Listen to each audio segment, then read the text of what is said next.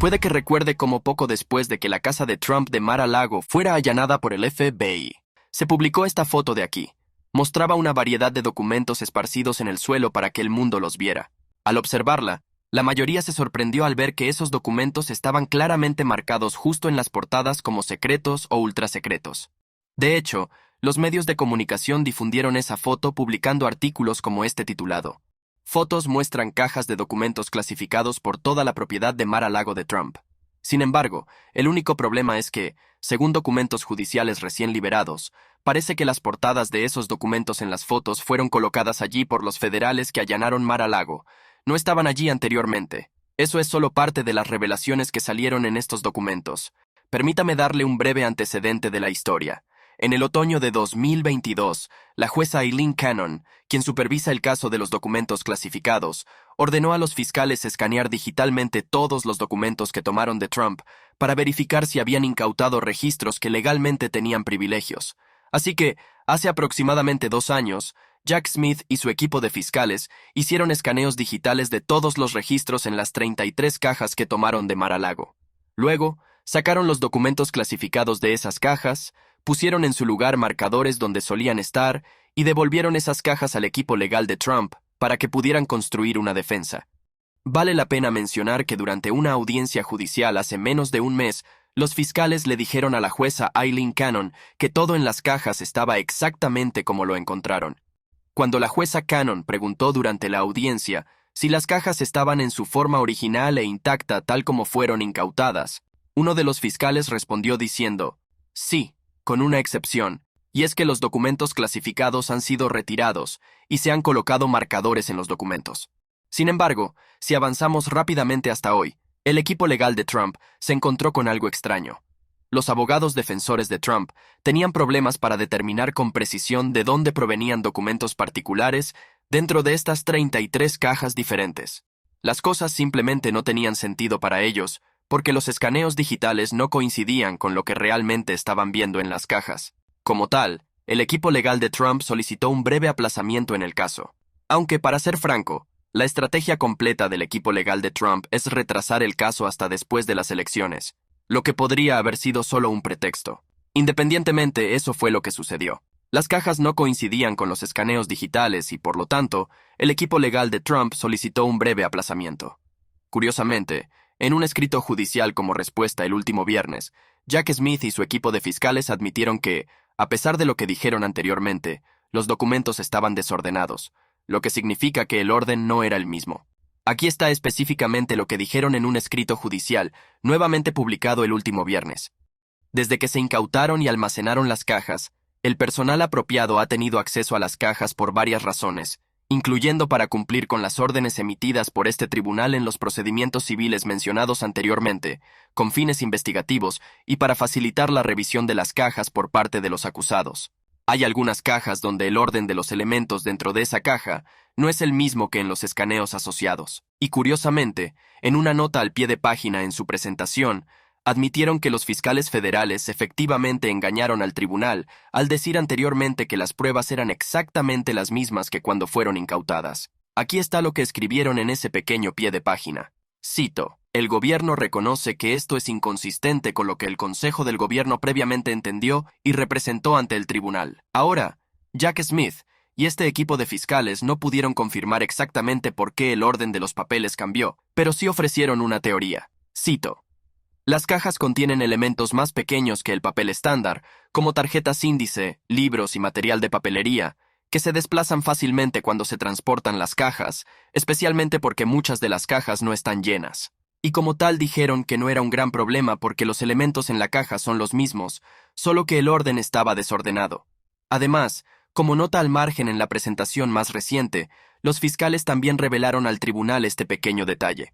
Cito: el equipo de Smith reveló en la presentación que los agentes del FBI llevaban hojas de portada clasificadas, impresas durante la búsqueda del 8 de agosto del 2022 en la propiedad de Mar-a-Lago de Trump, y las usaban para reemplazar cualquier documento clasificado que descubrieran en cajas de cartón que estaban esparcidas por la residencia del expresidente. Escribieron en su presentación que el equipo investigador utilizó hojas de portada clasificadas para ese propósito, hasta que el FBI se quedó sin ellas porque había tantos documentos clasificados, momento en el cual el equipo comenzó a usar hojas en blanco con notas escritas a mano, indicando el nivel de clasificación de los documentos incautados.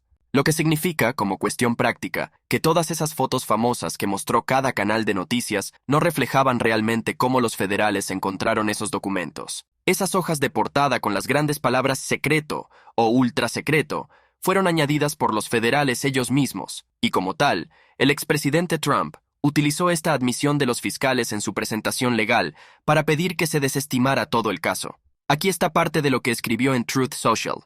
El desquiciado Jack admitió en una presentación ante la jueza Cannon lo que he estado diciendo que sucedió desde el allanamiento ilegal de mi casa, que él y su equipo cometieron un descarado trato incorrecto de las pruebas manejando las mismas cajas que usaron como pretexto para traer este caso falso. Y justo ayer, la jueza Eileen Cannon procedió y puso todo el caso en un paro indefinido. No desestimó el caso, lo puso en un paro indefinido. Específicamente, el martes la juez Cannon pospuso la fecha límite de presentación para el equipo legal de Trump, pero al día siguiente, el miércoles, pospuso todo el caso indefinidamente. Aquí específicamente lo que escribió como parte de su orden. Cito: el tribunal también determina que la finalización de una fecha de juicio en este momento, antes de la resolución de la miríada de problemas interconectados de prejuicio y cuestiones pendientes y venideras del acto de procedimientos de información clasificada, sería imprudente e inconsistente con el deber del tribunal de considerar de manera completa y justa las diversas mociones previas al juicio pendientes ante el tribunal. Por lo tanto, el tribunal anula la fecha de juicio actual del 20 de mayo del 2024 y la convocatoria de calendario asociada para ser restablecida por orden separada tras la resolución de los asuntos ante el tribunal, consistente con el derecho del acusado a un debido proceso y el interés público en la administración justa y eficiente de la justicia. Esto significa que, como cuestión práctica, el caso se ha pospuesto hasta nuevo aviso. La cuestión subyacente aquí es que si el caso se posterga más allá de las elecciones del 2024 y si Trump gana esas elecciones, entonces todo se aplazará por otros 4 años, ya que Trump no puede ser juzgado mientras se desempeñe como presidente en funciones. Para su referencia, en caso de que no lo sepa, las elecciones están a 178 días de distancia y por lo tanto, solo nos queda esperar y ver si se pueden resolver estas múltiples mociones previas al juicio que la juez Cannon mencionó antes de eso. El expresidente Trump ha propuesto una nueva política para desmantelar el Estado administrativo. Esta nueva política se centra en un poder del Ejecutivo poco conocido, un poder que los presidentes usaron durante más de 150 años, antes de que se eliminara hace medio siglo. Ahora, según esta nueva propuesta, el expresidente Trump dijo que trabajaría para recuperar lo que se conoce como el poder de impugnación. Aquí está lo que dijo en un discurso que concedió en el estado de New Hampshire. Today I'm proposing another new policy that will help us drain the swamp. To stop Biden's wasteful spending and crippling inflation, I will fight to restore the president's historic impoundment power. A lot of you don't know what that is. For 200 years, the president had the right to block unneeded spending and return the funds directly to the Treasury. They stopped that. Congress unconstitutionally probably attacked the impoundment power in 1974, but it will come back. We're going to bring it back, and we will squeeze the bloated federal bureaucracy, and we'll, instead of just having to just spend it, we're going to reduce our debt. Si nunca ha oído hablar del poder presidencial de impugnación antes, no es el único. Estoy seguro de que si le pregunto a 1000 personas en la calle, nadie conocería este poder. Así que hoy vamos a repasar qué es este poder de impugnación, cómo se perdió y qué significaría para el país que el expresidente Trump lograra restaurarlo. Para empezar, retrocedamos en el tiempo unos 50 años, hasta la década de los 70. En aquel entonces, al igual que hoy, la tasa de inflación estaba fuera de control. Mientras esto sucedía, la administración de Nixon culpaba al Congreso, o como él lo llamaba, el Congreso de la tarjeta de crédito. Esencialmente, su argumento era que el gasto desmesurado del Congreso estaba provocando la inflación. Con esa idea, el presidente Nixon intentó fijarle un límite al gasto del gobierno para intentar frenar esta inflación. En un artículo del New York Times de julio de 1972, describieron así la situación, en general. El presidente Nixon apeló hoy al Congreso para proteger el interés económico de todos los ciudadanos estadounidenses, mediante la promulgación de un techo de gasto de $250 millones y amenazó con vetar cualquier medida que considerara excesiva. En su mensaje al Congreso, el señor Nixon dijo que el gasto para el año fiscal 1973 ya era casi $7,000 millones más alto de lo que había planeado en su presupuesto. Luego citaron al presidente Nixon diciendo lo siguiente: esa cifra por sí sola ya es bastante mala, pero parece que se avecina más gasto. El resultado inevitable serían impuestos más altos y más inflación que consume ingresos en forma de precios más altos. Estoy convencido de que el pueblo estadounidense no quiere que sus presupuestos familiares se arruinen por impuestos más altos y precios más altos, y no me quedaré de brazos cruzados y permitiré que una acción tan irresponsable perjudique el claro progreso que hemos hecho para sacar a los trabajadores estadounidenses de la rueda de la inflación de los años 60. En resumen, estaba advirtiendo al Congreso que no gastara más de $250,000 millones. Entonces, cuando el Congreso ignoró su advertencia y asignó mucho más gasto en el presupuesto federal, el presidente Nixon simplemente se negó a gastar ese dinero. El Congreso asignó el dinero, pero el poder ejecutivo de la administración de Nixon simplemente se negó a gastarlo. Esto es exactamente el poder de impugnación. Esencialmente, estaba reteniendo el dinero que asigna el Congreso. Esto significa que el poder de impugnación es el presupuesto que fija el Congreso, es el techo, es el máximo que el gobierno puede gastar en un año fiscal. Sin embargo, esto no significa que el gobierno tenga que gastarse tanto, solo que puede hacerlo si quiere. La idea es que la rama ejecutiva del gobierno, es decir, la Casa Blanca, aún puede decidir si se gasta ese dinero o no. Es un poder presidencial que se ha utilizado durante más de 150 años, comenzando con la administración de Jefferson. Todo eso cambió bajo la administración de Nixon. Después de verse debilitado políticamente por el escándalo de Watergate, el presidente Nixon firmó a regañadientes una legislación que, efectivamente, cedió por completo el poder de impugnación, tanto el suyo como el de todos los presidentes posteriores. Así es como un artículo del New York Times de 1974 describió la situación general. Cito: el artículo se titulaba «El Congreso ganó un amplio control presupuestario». El presidente Nixon firmó hoy un proyecto de ley que incorporó al Congreso en el proceso de elaboración del presupuesto federal por primera vez y limitó la autoridad del presidente para retener fondos autorizados sin el consentimiento del Congreso.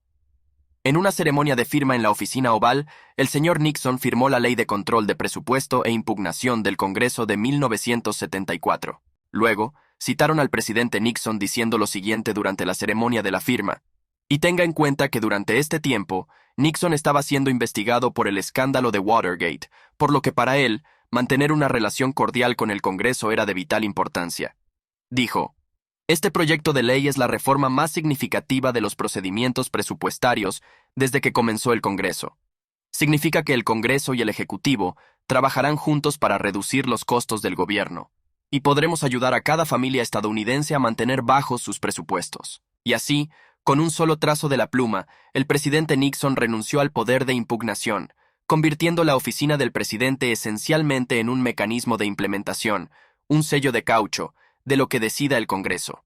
En una entrevista reciente, así es como el señor Russ Vought describió esta acción del presidente Nixon. Como referencia, si no sabe quién es, el señor Vought fue el director de la Oficina de Administración y Presupuesto bajo el expresidente Trump. La concesión del poder de impugnación fue el pecado original que aseguró que la rama ejecutiva ya no desempeñe un papel significativo en el proceso de asignaciones. El poder de la bolsa se ha convertido en una caricatura, donde en lugar de establecer techos, el Congreso ahora establece suelos o pisos de gasto. De hecho, así es como lo expresó. Después de que Nixon firmó ese proyecto de ley, en lugar de establecer el máximo de gasto, el Congreso ahora establece el mínimo de gasto. Así, por ejemplo, si el Congreso asigna $1.400.000 millones para ser gastados en un año fiscal dado, esa es la cantidad mínima que tiene que gastarse, sin discusión. Todo lo que la oficina del presidente puede hacer es ponerlo en marcha y no retener ninguno de esos fondos. Esto llevó a muchas situaciones durante el mandato de Trump, en las que el expresidente Trump firmaba estos enormes proyectos de ley de gasto, a pesar de estar descontento con la situación. Por ejemplo, así es como un artículo en la publicación Real Clear Wire describió un ejemplo. Trump prometió que nunca firmaría otro proyecto de ley como este antes de poner su firma en un loco proyecto de ley de gasto de $1.300.000 millones en 2018. 2 años después, firmó otro proyecto de ley ómnibus. por $1.400.000.000.000 que llamó vergonzoso. Ambas veces, Trump justificó votar por los inflados proyectos de ley que los conservadores detestaban, señalando el aumento en el gasto militar. Sin embargo, si se restaurara el poder de impugnación, le daría a los presidentes de Estados Unidos la autoridad para ejercer discreción en cuanto a la cantidad de dinero que su administración gasta. Y curiosamente, si recuerda, durante el mandato del expresidente Trump, hizo algo similar a esto, similar a la impugnación, cuando congeló casi $400 millones en ayuda exterior que estaban destinados a Ucrania. A pesar de que los fondos fueron asignados por el Congreso, decidió congelarlos y, al hacerlo, el expresidente Trump fue acusado de violar la Ley de Control de Presupuesto e Impugnación del Congreso de 1974, la misma ley que fue firmada por el expresidente Richard Nixon, y por supuesto, fue luego acusado por la Cámara de Representantes debido a una llamada telefónica que tuvo con el presidente Zelensky sobre este dinero en particular. Sin embargo, según el señor Roosevelt, nuevamente el director de la Oficina de Administración y Presupuesto bajo la administración de Trump, esto no fue técnicamente una impugnación. Aquí está específicamente lo que dijo sobre la congelación de los fondos ucranianos. La razón por la que no hubo una impugnación fue porque no teníamos la autoridad para simplemente quedarnos con el dinero y no gastarlo. Si hubiera habido un nuevo paradigma, la administración potencialmente habría tenido la capacidad de ir más allá y quedarse con el dinero. Así que, con todo esto como contexto general, parece que el expresidente Trump está haciendo de la restauración de la autoridad presidencial de impugnación una de las plataformas clave de su campaña. Por ejemplo, en un video de campaña que lanzó en las redes sociales, el expresidente Trump describió un plan para restaurar esta autoridad con el fin de aplastar lo que él llama el Estado profundo. Aquí está la parte relevante de ese video. Under our system of government, it was undisputed that the president had the constitutional power to stop unnecessary spending through what is known as impoundment. Very simply, this meant that if Congress provided more funding than was needed to run the government, the president could refuse to waste the extra funds and instead return the money to the general treasury and maybe even lower your taxes, although we did give you the biggest tax reduction in history. Thomas Jefferson famously used this power, as did many other presidents, until it was wrongfully curtailed by the Impoundment Control Act of 1974, not a very good act. This disaster of a law is clearly unconstitutional, a blatant violation of the separation of powers. When I return to the White House, I will do everything I can to challenge the Impoundment Control Act in court and, if necessary, get Congress to overturn it. We will overturn it. I will then use the president's long-recognized impoundment power to squeeze the bloated federal bureaucracy for massive savings. This will be in the form of tax reductions for you. This will help quickly to stop inflation and slash the deficit. To prepare for this eventuality, on day one, I will order every federal agency to begin identifying large chunks of their budgets that can be saved through efficiencies and waste reduction using impoundment.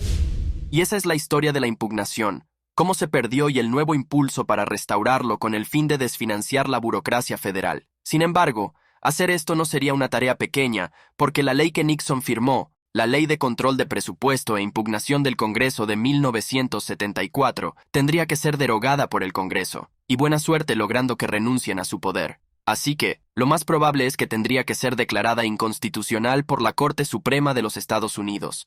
Lo que probablemente tendría que pasar es que un presidente como Trump intentara la impugnación, sería acusado de violar la ley, y luego tendría que presentar una demanda que sería llevada a la Corte Suprema de los Estados Unidos. Luego, el tribunal más alto del país tendría que determinar si esta ley era constitucional en primer lugar. Sería un proceso interesante de observar y tendría consecuencias muy amplias, porque si el presidente vuelve a tener la discreción de gastar o no el dinero asignado, por un lado, sería positivo porque crearía un control para equilibrar el poder que el Congreso tiene respecto al gasto, pero por otro lado, podría darle demasiada autoridad a la presidencia. Como ejemplo, ¿qué pasaría si el expresidente Trump decidiera tomar el dinero asignado o apropiado para el llamado Ministerio de la Verdad, la Junta de Gobernanza de Desinformación, y lo retuviera? Podría decir que esa agencia en particular está censurando la libertad de expresión de los estadounidenses, y a pesar de que el Congreso asignó los fondos, Él simplemente no está dispuesto a distribuirlos. Podría estar de acuerdo con esa decisión. Aquí hay otro escenario hipotético. ¿Qué pasaría si el presidente Joe Biden tuviera ese poder en este momento? El Congreso podría aprobar una ley diciendo que el gobierno federal debe financiar programas para proporcionar alternativas al aborto, pero Joe Biden podría no estar de acuerdo con esos programas, y por lo tanto, podría simplemente retener el dinero de ellos. Esencialmente, esta sería la espada de doble filo que daría a los presidentes de Estados Unidos una autoridad amplia sobre qué dinero se gasta realmente. El Congreso asignaría cuánto dinero podría gastarse y todo, pero sería el presidente quien decidiría qué se gasta realmente. Me encantaría conocer sus opiniones. ¿Cree que el poder de impugnación debería ser restaurado? ¿Cree que en general proporciona un buen contrapeso al Congreso o cree que le da demasiado poder a una sola persona? Por favor, deje sus comentarios abajo. ¿Hay alguna discusión en el Parlamento? Porque... No, Oh, no. no hay discusión en el Parlamento. Los parlamentos son escenarios teatrales que sirven para dar a la gente la impresión de democracia y deliberación racional. No hay absolutamente ningún intercambio inteligente de argumentos en el Parlamento. El Parlamento es realmente un espectáculo. Es una institución de espectáculo y detrás de escena, las decisiones ya se han tomado. Y luego todos estos actores pueden afirmar que representan a su base de votantes o lo que sea. Y al final del día, precisamente lo que se propuso antes va a pasar, tal vez con 1 o 2 cambios menores para dar la impresión de que hemos escuchado. Mientras viajábamos por los Países Bajos el año pasado y hablábamos con los agricultores que estaban siendo desalojados de sus tierras, tuvimos la oportunidad de sentarnos y entrevistar a un miembro del Parlamento holandés, el señor Thierry Baudet. Thierry es un miembro un poco único del Parlamento, dado que el partido político que fundó es uno de los únicos, si no el único partido en Europa, que se opone explícitamente a la Agenda 2030 de las Naciones Unidas. Thierry, muchas gracias por acompañarnos. ¿Puedes empezar presentándote para las personas que no están familiarizadas con la política holandesa así como con tu partido? Gracias. Sí, soy Thierry Baudet. Es un nombre francés, pero soy holandés y soy el fundador y líder del partido político Foro para la Democracia. Se fundó como un think tank en 2015 y luego en 2017 participé en las elecciones. Gané escaños en el Parlamento y el Foro para la Democracia ahora es el partido más grande en términos de miembros. La membresía supera los 60.000 y el partido gobernante, el Partido Liberal, tiene menos de 25.000 miembros. Esto da una impresión de lo significativo que es nuestro seguimiento y somos el único partido político que se opone explícitamente al gran reinicio, la Agenda 2030, la expropiación de los agricultores, la conspiración del COVID y así sucesivamente. Así que creo que realmente tenemos una posición única en el panorama político. He hablado con muchos agricultores y personas en el país, y muchas personas se oponen al gran reinicio. ¿Por qué crees que eres el único partido político que se opone explícitamente? Bueno, muchas personas se oponen a elementos del gran reinicio. Por ejemplo, los movimientos de migración masiva, la legislación supranacional, la expropiación de los agricultores. Solo hay un grupo político, que es el mío, que señala la conexión inherente de todos esos fenómenos. Hay una sola agenda detrás de esto y la gente es muy reacia a nombrarla por lo que es. Un gran reinicio, un plan de toma de control global, porque tienen miedo de ser llamados teóricos de la conspiración. Entonces la gente tiende a evitar exponer la agenda que está detrás de todos estos fenómenos separados. La pregunta en la mente de las personas es sobre la terminología y cómo se relaciona. ¿Cómo se relacionan entre sí la Agenda 2030, los Objetivos de Desarrollo Sostenible y el Gran Reinicio? Correcto. Entonces, la Agenda 2030 es básicamente un conjunto de principios que han sido redactados y acordados por las Naciones Unidas y el contenido de esa Agenda 2030 son 17 Objetivos de Desarrollo Sostenible que se han hecho explícitos. 17 ODS que, tomados en conjunto, cosas como no hambre, agua potable limpia, educación para todos. Pero si piensas en lo que significan, llegas a un gobierno burocrático global casi socialista, y eso es lo que llamamos el gran reinicio.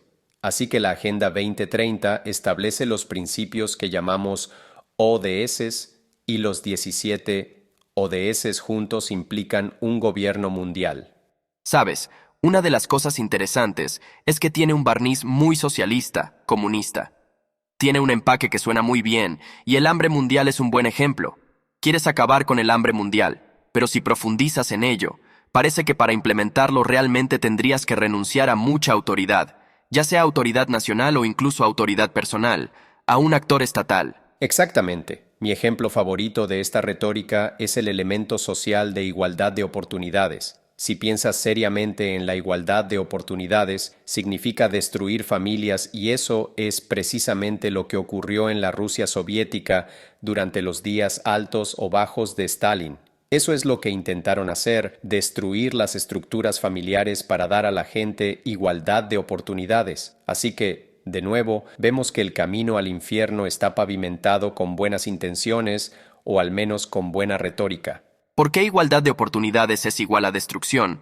Porque las familias crean mejores o peores oportunidades para un individuo. Incluso si el individuo nace en una familia acomodada con muchas conexiones, tiene mejores oportunidades y por supuesto una mejor chance en la vida que alguien que nace tal vez en una familia no tan acomodada, un matrimonio inestable y así sucesivamente. Así que el lugar donde nacemos es significativo para las oportunidades y chances en la vida. Este es un efecto de la vida y cualquiera que aspire a una sociedad con libertad y con libertad individual tendrá que aceptar algunas inequidades. Las inequidades son parte de la vida y si tratamos de eliminar las inequidades y diferencias entre las personas, terminamos en una sociedad totalitaria, y ese es precisamente el camino por el que vamos por el camino del totalitarismo global, y siempre se enmascara con estos hermosos lemas de igualdad e inclusión y demás.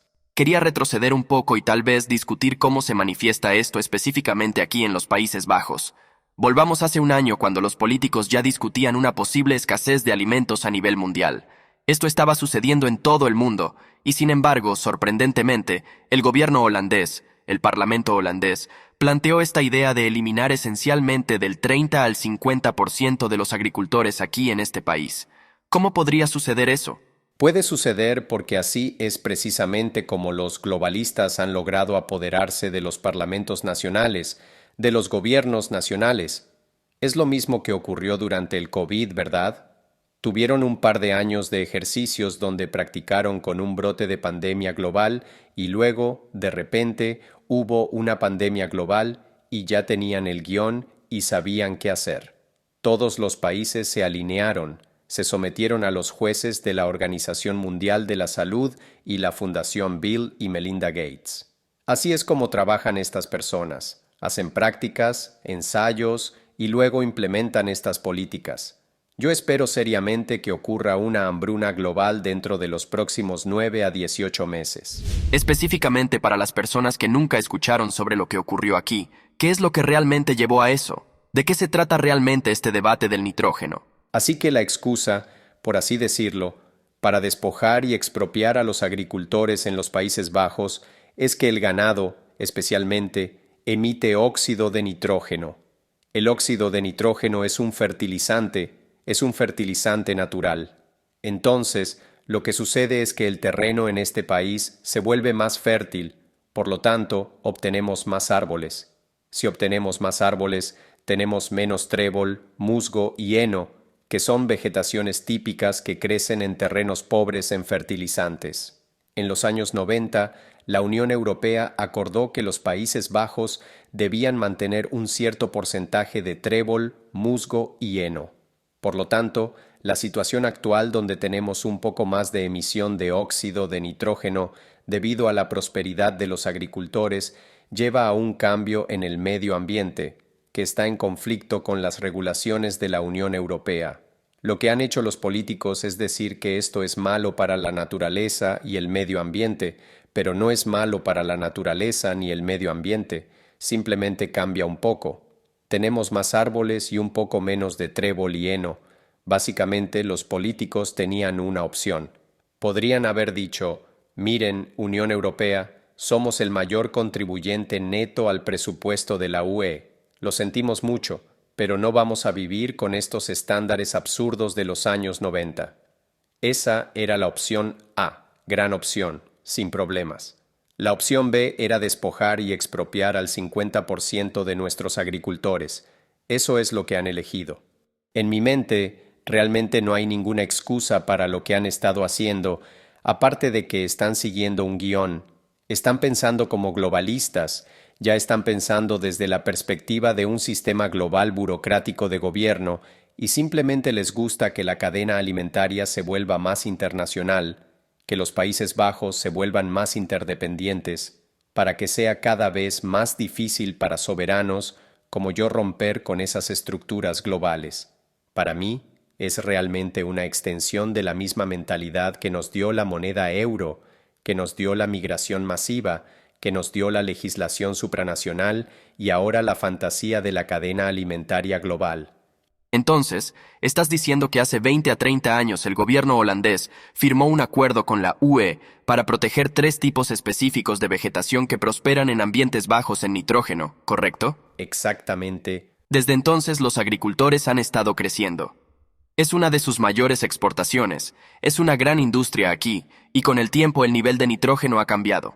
Esto no es necesariamente algo malo en sí mismo, solo cambia el tipo de vegetación que prospera. En lugar de aceptar esa realidad, están eligiendo quedarse con este viejo acuerdo y eliminar como el 30%, el 50% de los agricultores. Un 40%, ese es el nivel actual. Por cierto, Pero hay alguno como... tu resumen es 100% correcto. Esto es exactamente lo que ha sucedido. ¿Hay algún pensamiento entre las mentes de las personas en el Parlamento diciendo, oye, esto no es responsable? Me he preguntado sobre esto durante muchos años. ¿No piensan en esto en absoluto?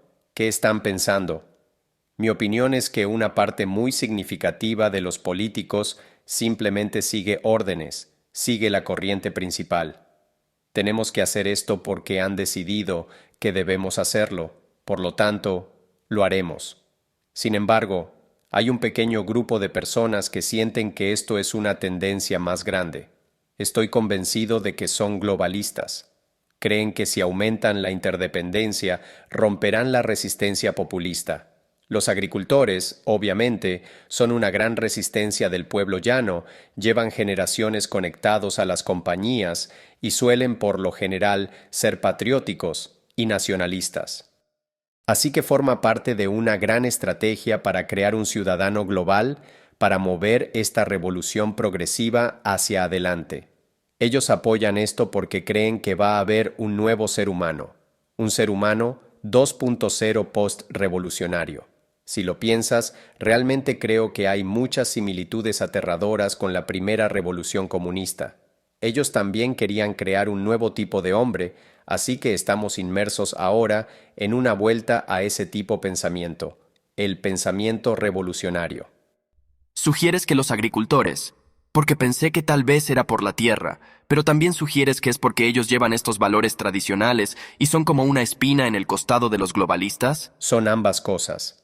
Recientemente hubo una negociación con el ministro de Agricultura, representantes de los agricultores y el ministro de Vivienda. Es absolutamente cierto que el ministro de Vivienda ha anunciado que los Países Bajos actualmente tienen unos 17 millones de habitantes. Él cree que vamos a tener unos 20 millones de habitantes en un par de años y eso es casi exclusivamente debido a la inmigración, porque la población nativa de los Países Bajos es estable, incluso ligeramente en declive en números. Así que hay esta visión de los Países Bajos convirtiéndose aún más en un país de inmigración. Y, por supuesto, ¿dónde vamos a encontrar la tierra? Entonces, eso es una situación de ganar-ganar, ¿no es así? Destruyen la resistencia populista y también cumplen con sus objetivos de inmigración masiva e internacionalización. Y sabes, la consecuencia de eso, el efecto secundario que también les gusta mucho, es que se vuelve cada vez más difícil. Si tienes más y más inmigración en tales números y en un periodo de tiempo tan rápido, hablar de la identidad holandesa, la identidad nacional porque hay personas de todas partes. Ya no va a haber un holandés.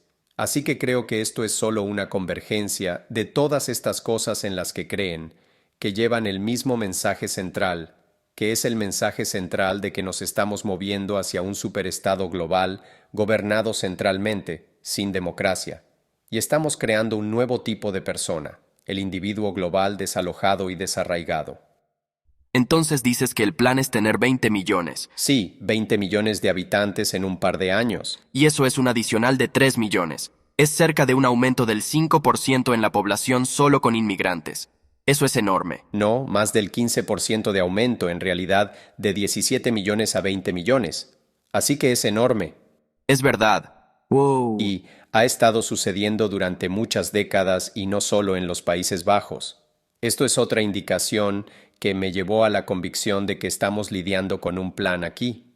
No es necesariamente una conspiración, son bastante abiertos al respecto, son honestos sobre lo que quieren hacer, lo que quieren lograr. Cada país occidental está pasando por las mismas fases de revolución donde sistemáticamente, lenta pero seguramente, nuestra soberanía está siendo desmantelada.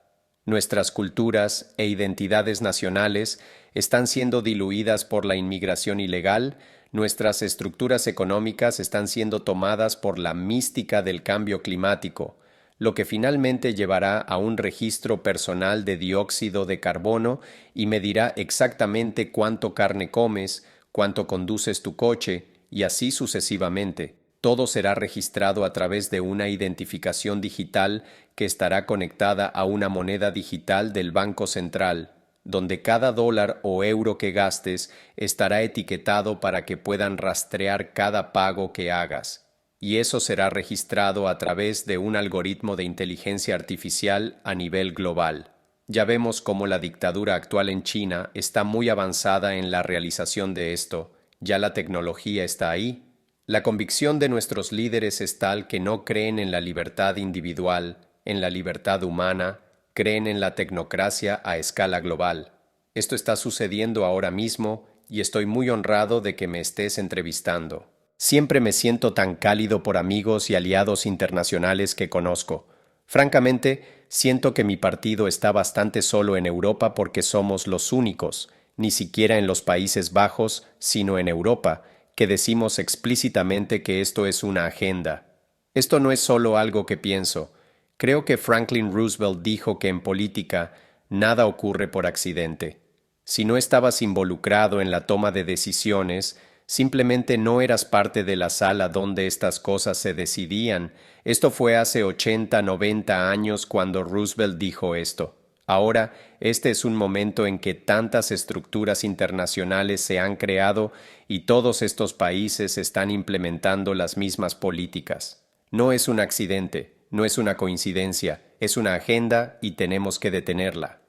Wow, sabes, mientras hablábamos ahora, estaba pensando en cómo esto no es un incidente aislado, es parte de un diseño global, ¿verdad?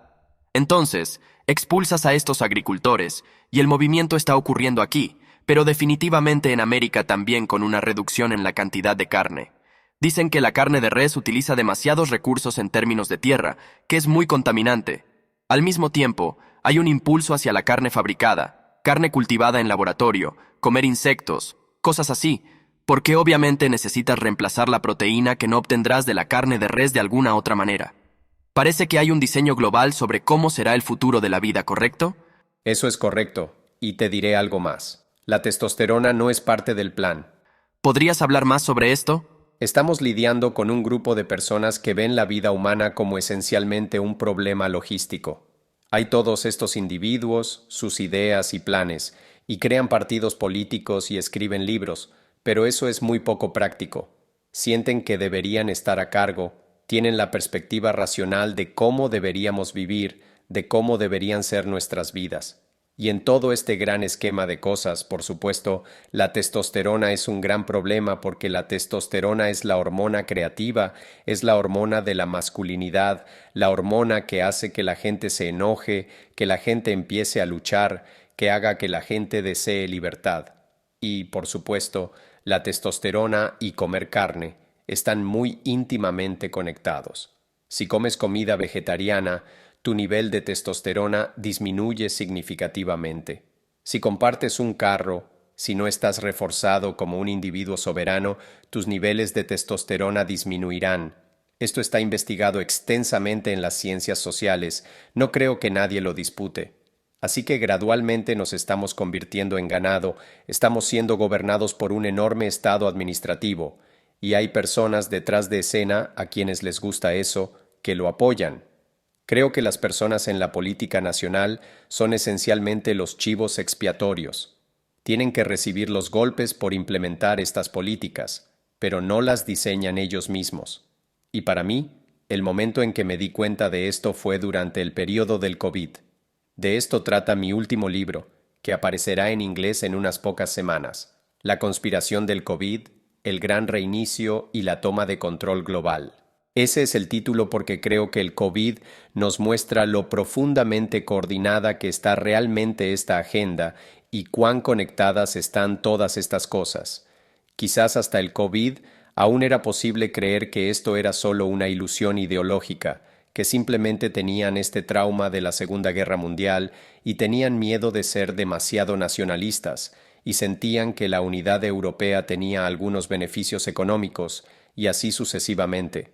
Pero ahora estaba claro que los gobiernos estaban dispuestos a imponer políticas que no eran justificables científicamente desde una perspectiva de salud, en absoluto, económicamente eran desastrosas, infundadas, y se diseñó para crear una sociedad de código QR, donde se probaron los primeros elementos de un sistema de crédito social en una población. Ahora están avanzando con sus próximos pasos, con la hambruna global, la expropiación de los agricultores, el presupuesto personal de dióxido de carbono y así sucesivamente. Este es para mí el momento en que me di cuenta de que hablar es lo único que realmente podemos hacer. Pero tenemos que hablar, tenemos que decir la verdad y llamarlo por lo que es. Déjame preguntarte algo en lo que siempre pienso, y ya que tú estás en esta posición, en el Parlamento, hablando con estas personas. Es el caso de que esos miembros del Parlamento que están impulsando esta agenda globalista simplemente están de acuerdo con los principios subyacentes de que este es el camino hacia donde va la sociedad. Esto es para el mejoramiento del mundo. Tal vez hay una crisis climática que debemos abordar, y simplemente se están moviendo con la corriente. ¿O es el caso de que realmente hay alguien en la cima diciéndoles: bien, esta es la política que necesitas adoptar en tu país para que alcancemos el siguiente paso?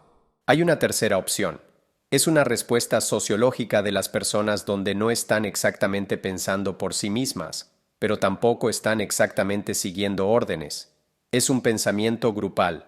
Creo que la mejor metáfora para entender esto es mirar a las bandadas de pájaros, por ejemplo, el instinto de agrupación de las vacas. Se agrupan y parece haber una mano invisible que los guía.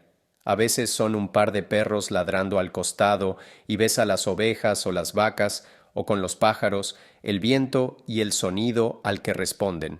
Pero se mueven orgánicamente. En el fondo hay elogios.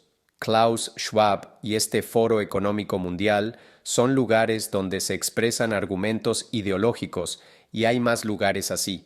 No soy un fundamentalista del Foro Económico Mundial, creo que es solo uno de muchos lugares donde hacen estos planes globalistas. A nivel nacional, mi conclusión es que estas personas son pensadores grupales. Son el tipo de personas que he encontrado en muchos lugares de mi vida. He visto esto a menudo cuando tienes un cajero automático en la calle. Vas con tu banco y hay 2 cajeros automáticos. Estoy seguro de que todos han tenido esta experiencia. Hay una fila frente a un cajero automático y el otro no tiene fila. Las personas instintivamente comienzan a hacer fila detrás de la fila. Muy pocas personas realmente se acercan al siguiente cajero automático y dicen: «Oye, voy a usar el otro cajero». Hay algo en la naturaleza humana que nos inclina a esto, y la política democrática recluta a estas personas que simplemente quieren ser parte de algo. Van a conferencias internacionales, regresan a casa y dicen: «Oh, bueno, esta es la dirección que vamos a seguir». El primer ministro, por ejemplo, durante el COVID no iba a leer 15 libros sobre virus respiratorios, sobre confinamientos, no iba a estudiar por sí mismo para ver qué hay realmente en estas vacunas, qué es el ARN mensajero, cómo funciona. No, eso es lo que hice yo. Pedí libros, comencé a leer y llegué a una posición. Pero él solo tuvo una llamada telefónica con Boris Johnson. Llamó a Emmanuel Macron. Él dice: «Oh, ¿qué dice la OMS? Hagámoslo así. Así es como funcionan estas personas. Esta es la conclusión a tu pregunta. No están tomando órdenes directas y tampoco son ideólogos por sí mismos. Solo se dejan llevar, solo siguen la corriente y así es como responden los periodistas a ellos, porque los periodistas son muy perezosos. Creen que lo que está en el New York Times es lo que está pasando en el mundo. Eso es lo que piensan los periodistas en los Países Bajos. Oh, ¿qué está pasando en Brasil? Leamos el New York Times. Siguen eso, y esta es una conclusión impactante a la que he llegado, que es que aparentemente es tan fácil manipular al mundo hacia cosas terribles. En el escenario. Es fácil hacer que la gente haga cosas terribles porque la mayoría de la gente no piensa por sí misma. Y así, en el escenario que describes, ¿quiénes son los perros pastores en ese caso? Serían como Klaus Schwab y quienes controlan la OMS. ¿Y quién es el pastor? No sabemos. Esas son las cosas detrás de las cortinas. Todos con quienes he hablado, que han estado llamando a estas personas, que ven el panorama más amplio, todos dicen, mira, todavía hay algo, simplemente no hemos llegado allí. Pero crees que hay un pastor, no es solo una mano invisible. ¿Que no existe, quieres decir? No sé, quién sabe. En mi libro explícitamente dejo esto abierto. Digo, esto está sucediendo, tenemos que oponernos, tenemos que luchar con todo lo que tenemos. Creo que probablemente haya al menos una capa más de poder y de establecimiento de agendas que aún no conocemos. Incluso si no la hay, eso no debería ser el argumento por el que luchamos. Esto está sucediendo, está claramente sucediendo.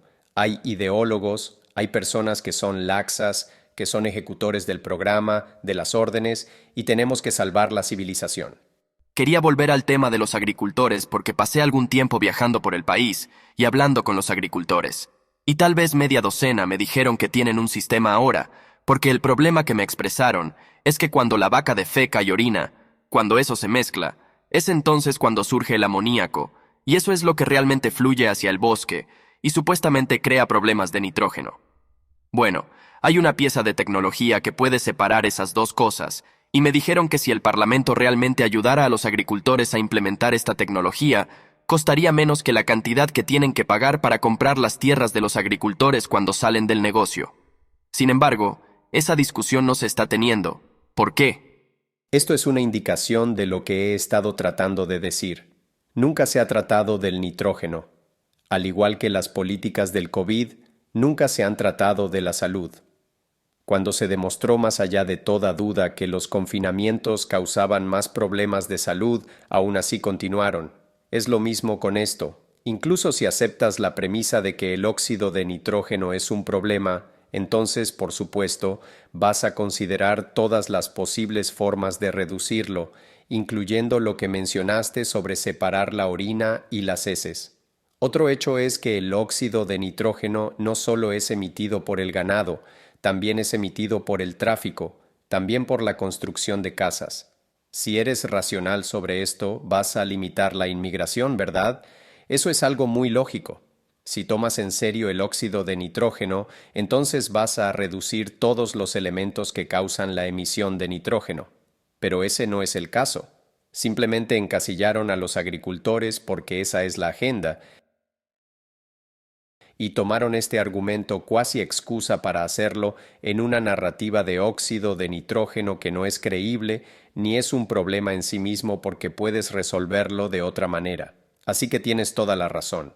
Fue muy bueno que recorrieras el país. Es curioso que necesitemos periodistas internacionales que hagan eso por nosotros. ¿Por qué los periodistas de los medios principales no están haciendo esto? ¿Por qué no hay programas de televisión importantes hablando de esto? Antes de venir aquí, traduzco muchos de los titulares y artículos en un traductor holandés, y muchos de ellos simplemente lo ponen en términos dialécticos. Agricultores protestan contra regulaciones de seguridad. Agricultores protestan contra políticas climáticas. Y si solo sigues esa narrativa piensas, oh, los agricultores están en contra del buen clima y un ambiente limpio. ¿Hace eso que la gente aquí sea extremadamente apática? Porque parece que tienes el pañuelo rojo colgando en tu ventana. Noté que eso muestra que estás solidarizado con los agricultores. Sí. Y cuando sales de la ciudad, mucha gente tiene eso. Tienen la bandera holandesa al revés. Pero aquí en Ámsterdam, en La Haya o en las grandes ciudades eso no es el caso. La gente no sabe, no le importa. ¿Cómo ves que esto se desarrolle realmente? ¿Tendrá que no haber comida en el supermercado antes de que realmente empiecen a notar lo que está pasando? Mi miedo es que la gente será apática. Mi miedo es que la gente se cansará mucho de las discusiones antagónicas sin fin que se presentan. Como dices, tenemos los agricultores, tenemos los intereses de los agricultores y luego tenemos los intereses climáticos. ¿Y ahora cómo vamos a lidiar con esto? Así que la gente no será invitada, me temo, a ver el panorama más amplio. Y porque no ven el panorama más amplio, no entienden realmente a qué es a lo que deben oponerse, contra qué es que deben luchar. Y el resultado es apatía, una especie de cansancio, como Winston Smith, al final de 1984, que bebe su ginebra en el bar y piensa, estas son fuerzas fuera de mi control, solo viviré mi pequeña vida. Y eso es precisamente donde quieren que estemos. Así que ese es mi miedo. Mi miedo realmente es bastante pesimista sobre grandes grupos de personas levantándose y realmente deteniendo esto. Por otro lado, lo que sí siento que está sucediendo es que una sociedad paralela está siendo creada mientras hablamos. Y es una sociedad internacional, es una comunidad internacional de personas de Estados Unidos, de los Países Bajos, tal vez de Asia y otros lugares. Nos estamos conectando a un nivel y en una medida que nunca antes pudimos conectarnos. Así que hay una serie de crisis. La crisis del COVID, la crisis de los agricultores en los Países Bajos, pero hay otras crisis en otros lugares. Hay un grupo de personas que se pregunta, ¿qué está pasando aquí? Pensemos en otras formas de pagarnos entre nosotros, criptomonedas, por ejemplo. Pensemos en otras formas de organizarnos, cadenas alimentarias paralelas. Veamos cómo podemos usar la tecnología y otras cosas que tenemos a nuestra disposición para escapar de esta pesadilla globalista que se está realizando frente a nuestros ojos. Y eso me hace muy esperanzado. Siempre estoy tan feliz cuando conozco a personas internacionales, no solo a ti como periodista, sino también amigos. Recibo correos electrónicos, trato de viajar tanto como puedo para conocer gente. Realmente es la cosa más esperanzadora que he experimentado en mi vida. Es genial porque sonabas muy pesimista antes, pero parece que ves esperanza en el horizonte. Soy muy pesimista sobre la tendencia más grande que vemos. Al mismo tiempo, también siento que porque lo que están buscando es tan contrario a la naturaleza humana, porque creo que la naturaleza humana quiere ser libre. Hay un deseo muy, muy profundo en todos nosotros. Simplemente nos están atrayendo a esta existencia consumista, pacifista y de baja testosterona. Pero en algún momento tiene que haber una ruptura con esa tendencia, pero no estoy seguro de que sea pronto. Mientras tanto, tenemos que continuar con nuestra comunidad paralela, creo. ¿Hay alguna discusión en el Parlamento? No. No hay discusión en el Parlamento. Los parlamentos son escenarios teatrales que sirven para dar a la gente la impresión de democracia y de liberación racional. No hay absolutamente ningún intercambio inteligente de argumentos en el Parlamento. El Parlamento es realmente un espectáculo. Es una institución de espectáculo y detrás de escena, las decisiones ya se han tomado. Y luego todos estos actores pueden afirmar que representan a su base de votantes o lo que sea. Y al final del día, precisamente lo que se propuso antes va a pasar, tal vez con 1 o 2 cambios menores para dar la impresión de que hemos escuchado. Una manifestación superficial de una agenda diferente. Exactamente. Es mi convicción. Ha sido mi convicción desde que se desarrolló la pandemia del COVID. Vi las mismas políticas irracionales implementadas en países de todo el mundo casi al mismo tiempo. Imposición de confinamientos irracionales, mascarillas irracionales, vacunación irracional, QRs irracionales. Y empecé a ver el patrón. Y veo lo mismo sucediendo con los agricultores aquí en este país. No se necesita una mente crítica para entender que cuando Estados Unidos y Europa exportaron la manufactura a China, la contaminación en China se disparó. La contaminación global se redujo, pero nada cambió realmente. Asimismo, si expropias a todos estos agricultores, no vas a comer menos carne de res, nadie aquí va a comer menos carne o menos queso. Simplemente tendrá que cultivarse en otro lugar. Y los agricultores holandeses son algunos de los más productivos y de los que menos emiten entre los agricultores en general. Así que la persona que va a asumir esa tarea probablemente emitirá más nitrógeno. Así que es peor para el planeta y la Unión Europea. Es bueno para los globalistas porque aumenta nuestra interdependencia. Y ese es el verdadero objetivo. Ese es el punto real. Están tratando de crear un mundo donde ningún país y, en última instancia, ningún individuo pueda actuar por su cuenta. No deberás nada, pero serás feliz significa que tendrás que prestar tu carro, alquilar tu casa, tu comida ya no se producirá en tu región, sino en una cadena alimentaria global, y así sucesivamente. A esto es a lo que nos dirigimos. Ellos lo llaman interdependencia. Yo lo llamo esclavitud global porque viviremos bajo una burocracia globalista, una tecnocracia que no se puede votar fuera del cargo y que no puedes controlar. Tenemos cada vez más censura en Internet, así que no podremos expresarnos libremente. Y ese será el futuro si no detenemos el gran reinicio. Última pregunta. Si pudieras hablar con los agricultores de este país que están despertando o con las personas despojadas en otros países que se están despertando, ¿qué les dirías? ¿Cómo pueden salir de esto? Primero, traten de ver el panorama más amplio. Esto no se trata solo de tierras agrícolas, no se trata solo de contaminación. Los problemas de inmigración no se tratan solo de inmigración. La historia del cambio climático no se trata solo de cambio climático. La narrativa del COVID no se trataba solo del COVID. Vean el patrón, dense cuenta de que esta es una agenda global que se nos está imponiendo. Si cada uno de nosotros solo lucha por nuestros propios pequeños intereses, no podremos derrotarlos. Tenemos que ver que estamos todos en el mismo barco y debemos tener solidaridad entre nosotros. Tenemos que ver que ninguno de nosotros es el enemigo del otro. Nos están enfrentando unos a otros. Claro, van a ir a las granjas y decir, mira, realmente entendemos tu posición, pero no te asocies con los locos del COVID o mantente alejado de los lobbies anti-inmigración. Eso es lo que están tratando de hacer, dividirnos y luego gobernarnos. Y tenemos que resistir eso. Así que, en primer lugar, vean el patrón y construyan una alianza amplia. En segundo lugar, la única manera de detener esto es dejar de participar. Si por un lado, como agricultor protestas contra estas grandes corporaciones que están tomando tu tierra o el gobierno que está tomando tu tierra, deja de cooperar con ellos.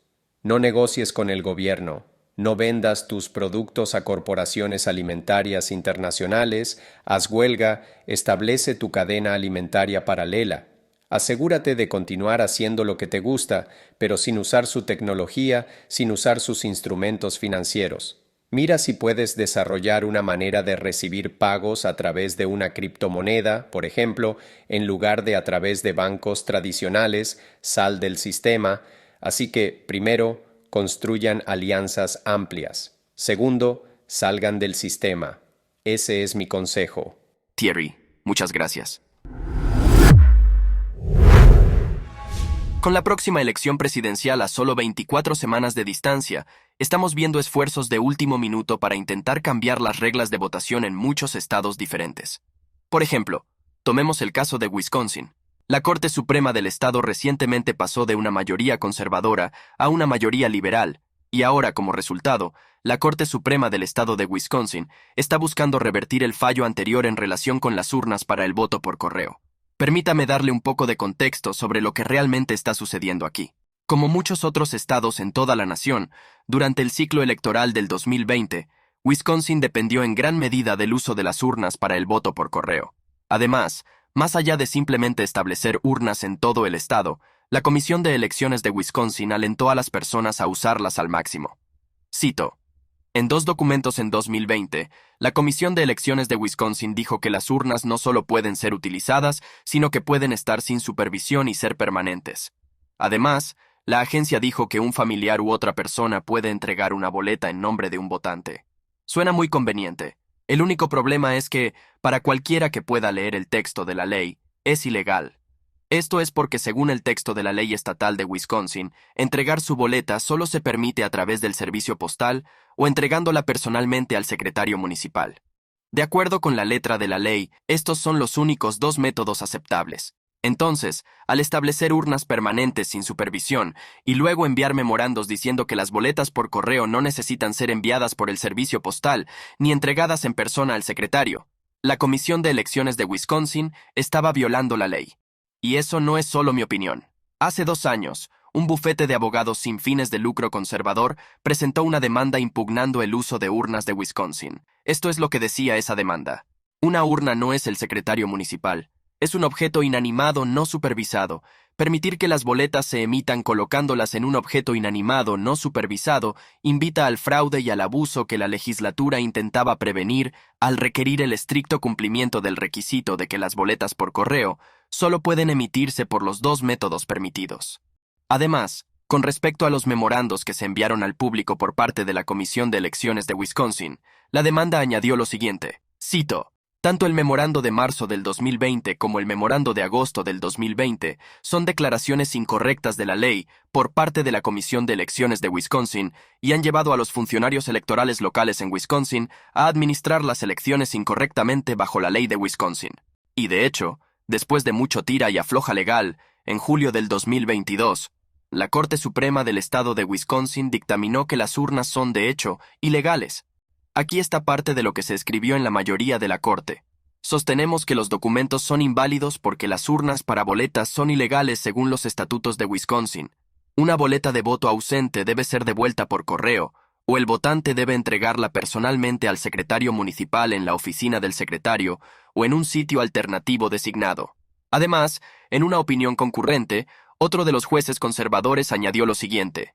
Debido a que los memorandos de la Comisión de Elecciones de Wisconsin entran en conflicto con estas directivas estatutarias, son inválidos. Solo como un punto aparte, a pesar del hecho de que en el año 2020 un 40% completo de los votos se emitieron por boletas por correo, y a pesar del hecho de que la Corte Suprema del Estado dictaminó que las urnas utilizadas para esas boletas eran ilegales, los resultados reales de la elección no fueron tocados. Supongo que estamos mucho más allá de ese punto. Independientemente, volviendo al punto real, en el año 2022, la Corte Suprema del Estado dictaminó en contra del uso de urnas en el futuro. Sin embargo, ese fallo no fue unánime. Fue 4-3, con los 3 jueces liberales disintiendo. Escribiendo para la minoría liberal, la jueza Ann Bradley dijo lo siguiente. Una urna es una solución simple y perfectamente legal para facilitar la votación, especialmente en medio de una pandemia global. Pero, aparentemente, es un puente demasiado lejos para la mayoría de esta Corte, que una vez más rechaza una práctica que ampliaría la participación de los votantes. Cómo exactamente ella afirma que es una solución perfectamente legal es un poco incierto, pero ese fue el argumento de la jueza liberal de la Corte. Luego, avanza un año y llega la elección de la Corte Suprema de Wisconsin del 2023. Uno de los jueces conservadores de la Corte Suprema se retiró y se celebró una elección. El resultado final fue que una mujer llamada Jennifer Protasiewicz ganó esa elección, y al hacerlo, cambió el equilibrio ideológico de la Corte hacia la mayoría liberal. Luego avanza un año más y llegamos al día de hoy, donde esto ahora está sucediendo. La Corte Suprema del Estado de Wisconsin ahora parece que va a revertir la decisión anterior en relación con las urnas para el voto por correo. Cito. Se le ha pedido a la Corte que reconsidere su fallo de julio del 2022, que establece que la ley estatal no respalda el uso de urnas para boletas de voto ausente, ubicadas fuera de las oficinas de los secretarios electorales. Los jueces conservadores tenían la mayoría cuando se emitió este fallo. Sin embargo, ahora que la composición ideológica de la Corte se ha inclinado hacia la izquierda, parece que una reversión puede estar en proceso. 2 grupos, la Alianza de Wisconsin para Votantes Jubilados y un segundo grupo llamado Priorities IUSA, presentaron una demanda instando a la Corte Suprema del Estado a anular la decisión, y hace 3 días hubo una audiencia en este caso particular. Durante la audiencia, el abogado que representa a estos grupos liberales presentó su argumento de por qué se debería anular la decisión. Esto es lo que dijo. Hay 2 razonamientos separados en el fallo anterior, y la decisión de la Corte no está clara en cuanto a cuál de ellos, o si ambos son el razonamiento gobernante. Uno de esos razonamientos sugiere que los votantes pueden devolver sus boletas en una urna sin supervisión en la oficina del secretario de elecciones, mientras que el otro sugiere que las boletas deben ser devueltas en persona o potencialmente en una urna con supervisión. Eso no da a los secretarios suficiente orientación sobre lo que pueden y no pueden hacer.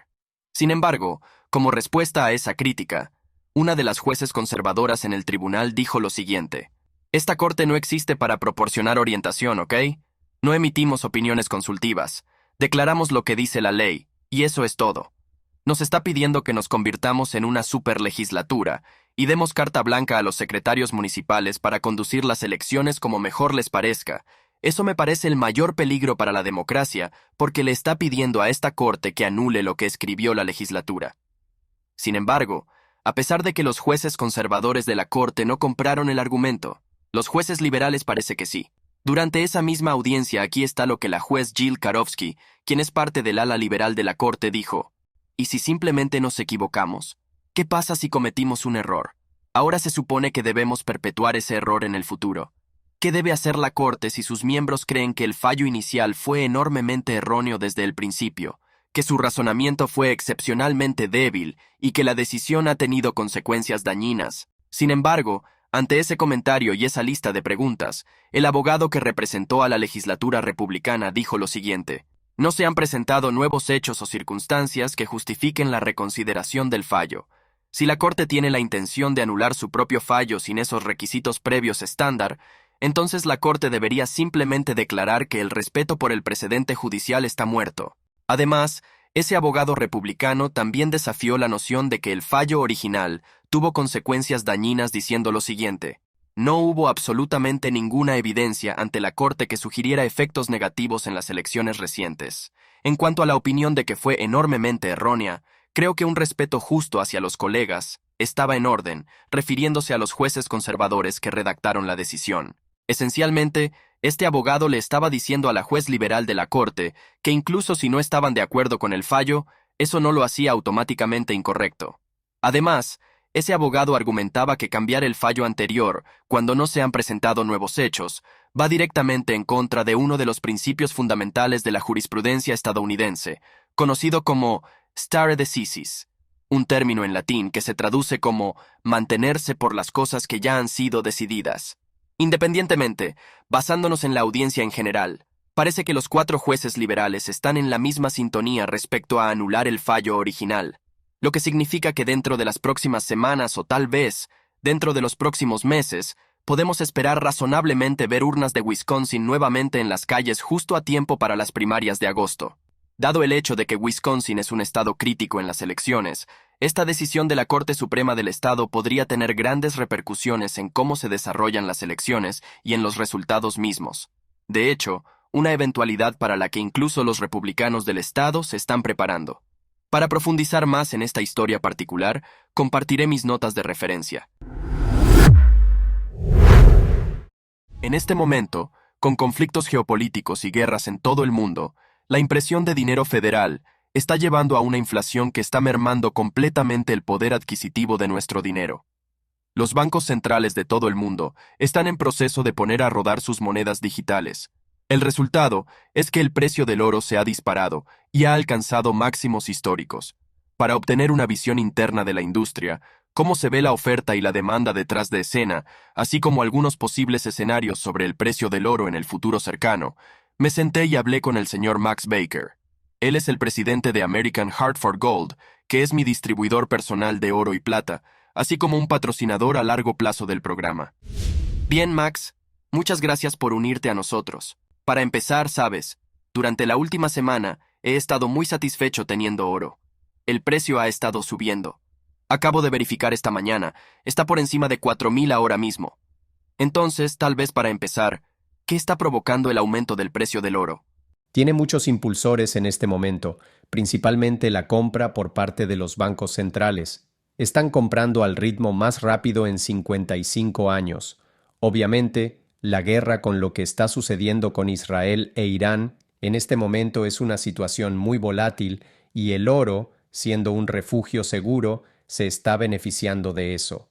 Y luego, la impresión de dinero. Estamos imprimiendo una cantidad enorme de dinero en este momento y el oro supone un escudo contra eso, es un escudo contra la devaluación del dólar.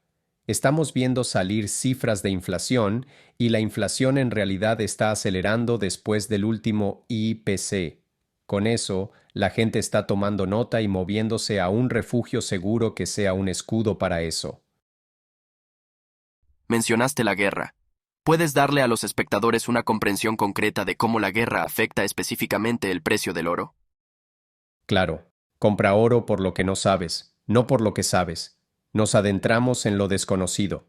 Este es territorio inexplorado. Estamos viendo dos grandes guerras en curso entre Ucrania y Rusia, y ahora tienes a Israel e Irán. Son dos grandes potencias con ejércitos masivos y muy impredecibles. Es una de esas cosas donde la gente busca refugio en algo que ha demostrado ser una póliza de seguro. Nuevamente, es algo que no hemos experimentado. No sabemos a dónde vamos desde aquí. Tal vez se desescale, pero tal vez no, o tal vez muchos aliados se involucren y se convierta en algo bastante importante. Entonces, la gente está quitando riesgo de la mesa y moviéndose hacia algo en lo que sienten que pueden refugiarse, y luego, cuando sepamos más, posiblemente podamos salir de eso. Mencionaste los dos diferentes conflictos, el del este de Europa y el de Medio Oriente. Sé que cuando la guerra entre Ucrania y Rusia comenzó, el precio del oro subió y alcanzó los 2000 por primera vez y luego se estabilizó allí. Eso, por supuesto, no terminó, pero se estabilizó allí. Y luego, cuando este conflicto en Medio Oriente comenzó, saltó de nuevo, ahora está como en 23, 2400.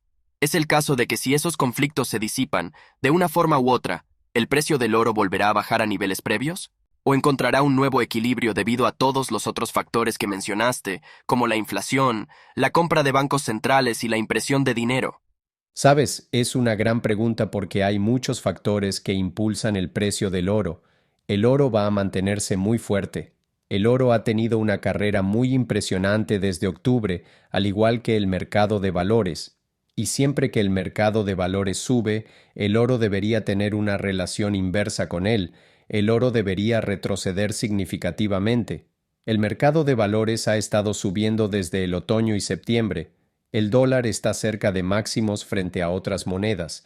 Cuando esas dos cosas están sucediendo, el oro debería retroceder.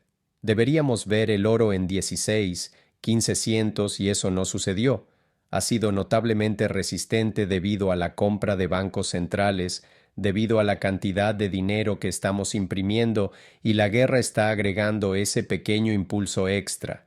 Entonces, si la guerra desaparece, aún tenemos mucha compra de bancos centrales, aún tenemos mucha inflación y aún tenemos mucha impresión de dinero que van a mantener ese precio. Sí, bueno, es curioso que mencionas el mercado de valores porque también está subiendo, pero la subida del mercado de valores se debe en gran medida a un puñado de empresas tecnológicas, ¿verdad? Está subiendo, pero luego podrías decir, bueno, ¿por qué está subiendo el oro? Y yo diría que es casi un poco independiente el uno del otro, porque tienes unas pocas empresas tecnológicas como Apple llevando todo el mercado. Pero el precio del oro parece ser una reflexión del debilitamiento del dólar, independientemente del precio del mercado de valores como un todo. ¿Estás de acuerdo con eso? Lo describiste perfectamente. En el pasado hemos visto que el mercado y el oro tienen una relación inversa, pero donde estamos ahora, debido a lo que está sucediendo con el dólar y la inflación, son muy independientes, por lo que pueden seguir subiendo juntos. Y tienes razón sobre el mercado de valores. No soy un experto en acciones ni un asesor financiero, pero parece ser bastante frágil con todo el éxito del mercado dependiendo de unas pocas empresas. Estando realmente en la industria, ¿qué estás viendo ahora mismo? ¿Estás viendo muchas compras, muchas ventas? O cuando llegó a la marca de 2400, la marca de 2300, las compras se desaceleraron y la gente pensó, oh, está un poco caliente, déjame vender. ¿Qué estás viendo en el trasfondo? Sabes, estamos viendo muchas compras en este momento.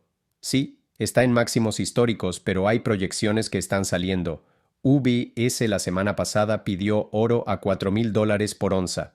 Citibank y Bank of America están pidiendo $3,000 por onza. Mucho de esto es porque, desde 2000 hasta ahora, se ha impreso una cantidad enorme de dinero. La oferta monetaria ha aumentado exponencialmente y recién ahora estamos empezando a ver el oro en la primera, segunda, tercera etapa del rally. No estamos viendo a mucha gente vendiendo porque ven lo que está pasando con toda la impresión de dinero. Te diría que si Washington saliera mañana y dijera, oye, ¿Sabes qué? Vamos a controlar este presupuesto y no vamos a imprimir más dinero y realmente nos vamos a ajustar el cinturón. Te diría, oye, ¿sabes qué? Probablemente deberías vender algo de oro y tomar ganancias ahora mismo. Pero Washington no está diciendo eso. Washington está diciendo, vamos a imprimir billones de dólares más. La deuda está subiendo otro billón de dólares cada 100 días. Cada 100 días, otro billón de dólares. Entonces, la gente está viendo eso y solía ser solo una cobertura de refugio seguro por si algo sucedía. Y ahora estamos viendo un cambio real en las personas poniendo dinero en el oro más como una moneda que cualquier otra cosa. Estamos viendo ese cambio de necesito tener oro como mi moneda estable. No sé qué va a pasar con el dólar. Estamos imprimiendo billones de dólares. El nuevo plan de Biden es un plan de 7 billones de dólares. Bank of America salió, creo que fue hace 3 semanas. Su estratega jefe dijo que, si no controlamos esta impresión de dinero, el dólar se estrellará. Estamos hablando del primer o segundo banco más grande del mundo. Su estratega jefe diciendo que el dólar se estrellará a menos que controlemos nuestro gasto. Y literalmente una semana después, Joe Biden salió con un plan de gasto de 7 billones de dólares. Entonces, la gente está empezando a entender y a captar cuánto dinero se ha impreso en los últimos 4 años y están perdiendo la fe en la moneda fiduciaria. Con eso, creo que todavía estamos en la segunda o tercera etapa de este rally. Y no te vayas antes del milagro. Así que tienen a la gente aferrándose a su oro. Interesante. Cuando describías eso, me hizo pensar en el hecho de que si miras el mercado de divisas a veces piensas, oh, el dólar está muy fuerte en este momento. Pero eso es en comparación con otras monedas que también son monedas fiduciarias en todo el mundo. Es fuerte en comparación con esas monedas, pero el oro es un control de la realidad. Es como, bueno, piensas que estás bien contra el euro. Contra el yen, claro, no están atados a nada. Estás bien contra estos globos de aire caliente que suben todos a la vez, sin estar atados al suelo, pero contra una moneda real como el oro, no está yendo bien. Parece que es un reflejo de eso. Básicamente estás diciendo que, a menos que haya la voluntad en el Congreso o la Casa Blanca para realmente reducir algunos de los gastos y volverse fiscalmente responsables, no hay otro camino para el oro más que subir. El oro está subiendo. Creo que fue Mark Mobius, un famoso inversor multimillonario quien dijo, el oro está subiendo, subiendo y subiendo porque la oferta monetaria está subiendo, subiendo y subiendo, y así es como funciona. Y si miras las cosas en su conjunto cada nación ahí fuera, vamos a seguir imprimiendo. El Congreso, Washington, no pueden dejar de imprimir porque quieren ser reelegidos, y cuando empiezas a cortar programas y a reducir costos, a la gente no le gusta eso. Y hemos hecho que la gente se vuelva muy adicta a algunos de estos programas y ayudas. Déjame preguntarte esto. Una cosa que podría suceder en el futuro cercano es que la Fed podría bajar las tasas. Vemos estos informes de empleos y diferentes indicadores económicos saliendo, y no es irrazonable asumir que bajarán las tasas. He visto a analistas describir lo que sucederá con los precios de la vivienda si eso ocurre. Si las tasas bajan a 5, 4 o incluso 3%, probablemente el costo de la vivienda se disparará. Una casa de 800,000 podría subir a como 1,100,000 en unos pocos meses. Si la Fed baja las tasas, ¿cómo afectará eso al precio del oro? Gran pregunta. La Fed tiene la espalda contra la pared en este momento. Pueden bajar las tasas de interés y dejar que la inflación se descontrole, o pueden mantener las tasas de interés o incluso subir las tasas. UBS estaba hablando de que podríamos tener tasas del 6,5% para el próximo año, lo que llevaría a un aterrizaje forzoso para controlar la inflación. Entonces, la Fed tiene que mantener las tasas o subirlas para controlar la inflación, o arriesgarse a enviarnos a una recesión, o pueden bajar las tasas de interés y salvarnos de una recesión. Es una situación complicada, un escenario complicado.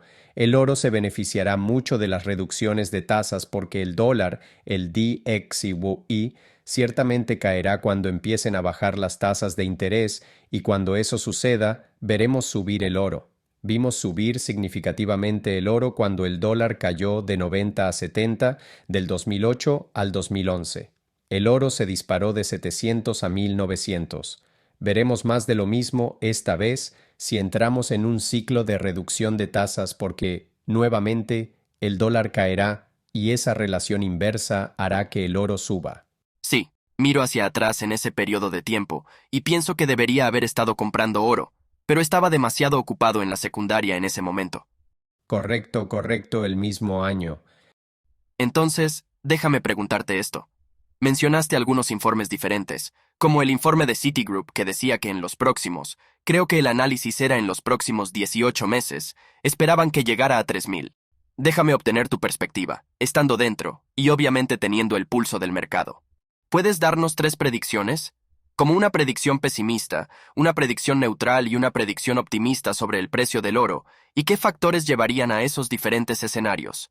Claro, entonces la primera sería una predicción pesimista. Diría que lo pesimista sería que bajan las tasas tal vez un cuarto de punto porcentual y no pasa nada realmente. El oro se mantiene donde está. Estamos en el vecindario de 2400, 2300.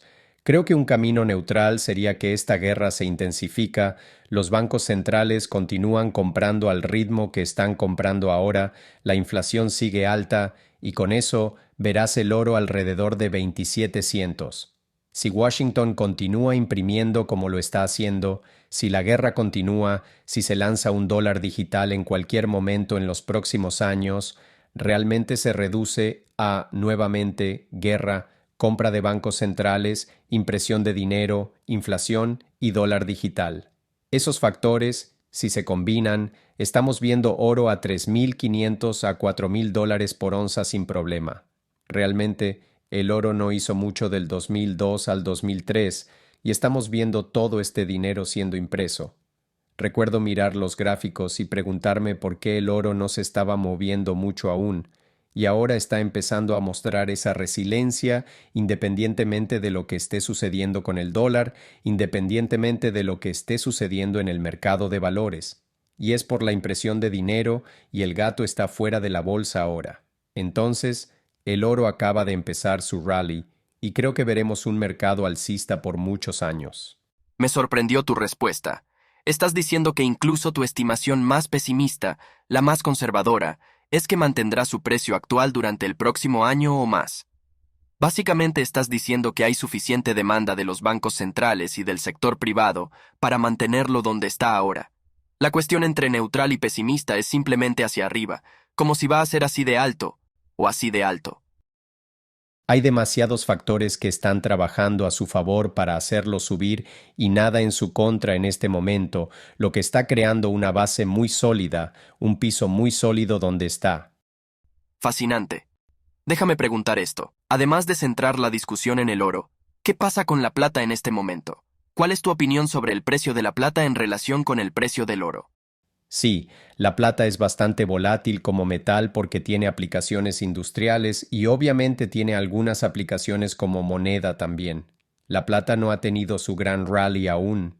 Está, creo, un 33% arriba desde octubre, pero todavía está muy subvaluada respecto a donde creo que debería estar.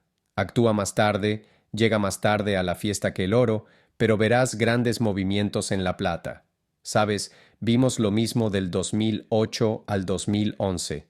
La plata estaba, creo, rondando los $10 y subió a $49. Podríamos tener otro gran movimiento como ese donde comienza a moverse $2 o $3 a la vez. Entonces, está tremendamente subvaluada en este momento. No ha alcanzado al oro, donde debería estar la relación oro-plata, pero tiene mucho espacio para correr aún. De hecho, esa era mi siguiente pregunta. ¿Puedes explicar a los espectadores que no lo saben qué es la relación oro-plata, qué ha sido históricamente y cuál es ahora? Sí, históricamente, la relación oro-plata es cuántas onzas de plata se necesitan para comprar una onza de oro. Históricamente, es una proporción de 16:1, y en los últimos años hemos flotado entre una proporción de 70:1 a 90:1. Así que está un poco fuera de lugar en este momento. Y el 16:1, por lo que tengo entendido, es una proporción muy antigua, que se remonta mucho tiempo atrás, ¿correcto? Sí, muy antigua, sí, muy histórica. No anticipo que volveremos a ese punto. Ciertamente, Alinearse más a una proporción de 40-1 o 50-1 sería muy beneficioso para la plata, y creo que cada vez es más difícil extraerla de la tierra, cada vez es más caro minarla, y la plata probablemente será la mayor beneficiaria de cualquier tipo de recorte de tasas, porque verás que el dólar retrocede significativamente, y cuando eso ocurra en el DXY, la plata será como mantener un globo bajo el agua, verás que sube rápidamente. Sabes, en cuanto a la plata, estuve pensativo ya que personalmente he estado acumulando mucha plata en los últimos 8 años, y en la última semana estaba debatiendo si debería aumentar mi posición en plata y oro. Mi preocupación sobre la plata era que muchas empresas ahora están retirándose de la locura de los vehículos eléctricos, que ha estado creciendo en el último año. Hertz es un gran ejemplo. Se volcaron completamente a los vehículos eléctricos y recientemente tuvieron que venderlos todos porque no había demanda, no había interés, estaban creando muchos problemas. Lo mismo ocurre con los fabricantes, están retrocediendo en esa producción.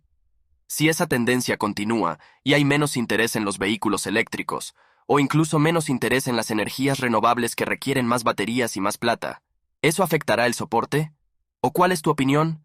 ¿O eso es independiente del lado de los metales preciosos? Sí, esa es una muy buena pregunta. Ciertamente no ayuda si se usa cada vez menos, pero lo usamos en muchos tipos de electrónica de consumo, no solo en los vehículos eléctricos. Va a haber una gran escasez de plata porque, nuevamente, es cada vez más difícil de minar, es más caro encontrar nuevas minas. Y si lees algunos de estos informes de las compañías mineras, están hablando de que solo explorar y encontrar nuevas minas de plata es cada vez más difícil. No tenemos nuevos grandes suministros a la vista en el futuro previsible y, nuevamente, extraerla de la tierra es cada vez más caro. Y luego, cuando consideras el aspecto de metal precioso y lo que está sucediendo con el dólar, las tasas de interés, la impresión de dinero, puede haber un par de negativos contra la plata, pero creo que hay 4 o 5 positivos que la mantendrán donde está y ayudarán a que su precio crezca. Tengo que decir, creo que me has tenido en tu programa 2 o 3 veces en los últimos años y me siento muy inteligente porque hemos estado hablando de oro y plata. Obviamente, vendo oro y plata, y no quiero ser deshonesto, pero estábamos hablando de oro y plata cuando estaba en 1500, 1600 y ahora está en 2400. Y hemos estado hablando de ello a lo largo de los años y, sabes, algunas de nuestras predicciones de precios y algunas de las cosas que hemos hablado que podrían suceder han sucedido, y se siente bien tener razón, así que supongo que podemos darnos una palmadita en la espalda un poco. Sí, eso iba a decir. Nuestra última entrevista fue a finales del año pasado, creo que fue en diciembre del 2023, y te pregunté, ¿cuál es tu predicción para el próximo trimestre? Olvidé el marco de tiempo, pero dijiste algo así como, preveo que estará en 22-2300. Aquí estamos en abril y está en 2400. Eso es un informe bastante bueno.